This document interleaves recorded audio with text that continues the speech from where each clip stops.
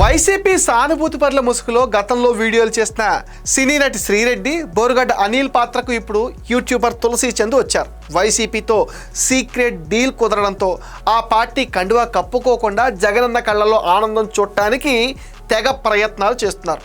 తాను independent journalist అని చెప్పుకుంటున్న తులసి చందు ఇప్పుడు వైసీపీ స్క్రిప్ట్ను అచ్చుగుద్దినట్టుగా దింపేస్తున్నారు. లేనిది ఉన్నట్టుగా క్రియేట్ చేస్తూ భారీగా దండుకుంటున్నారని జర్నలిస్ట్ సర్కిల్స్లో టాక్ అయితే గట్టిగా నడుస్తుంది. విశాఖ స్టీల్ ప్లాంట్ కార్మికులను రెచ్చగొట్టడమే పనిగా పెట్టుకున్న తులసి చందు వైసీపీ పాలనలో కార్మికులు 900 రోజుల పాటు నిద్రాహారాలు మాని ఆందోళన చేస్తే అస్సలు పట్టించుకోలేదు. ఆ విషయం ఇప్పుడు అనవసరం, నేను ఇప్పుడే కళ్ళు తెరిచాను అని వైసీపీ జర్నలిస్ట్గా మారిన తులసి చందు అనుకుంటే ఈ మధ్య జరిగిన డెవలప్మెంట్ కూడా తెలుసుకోవాలి కదా.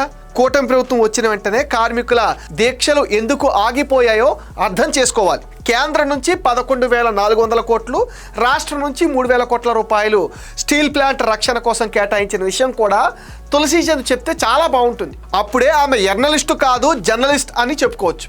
ఇక శ్రీరెడ్డి, బోరుగడ్డ కూడా గతంలో ఇలాంటి ముసుగు వేసుకుని వీడియోలు చేశారు. జగనన్న ఉన్నాడని రెచ్చిపోయారు. ఇప్పుడు అలాంటి వారికి తత్వం బోధపట్టడంతో సైలెంట్గా సైడ్ అయిపోయారు. ఇప్పుడు ఆ స్థానాన్ని తులసి చందు లాంటి వాళ్ళతో భర్తీ చేయాలని వైసీపీ భావించింది. ప్యాకేజ్ పెరిగినా పర్వాలేదు అనుకుంది.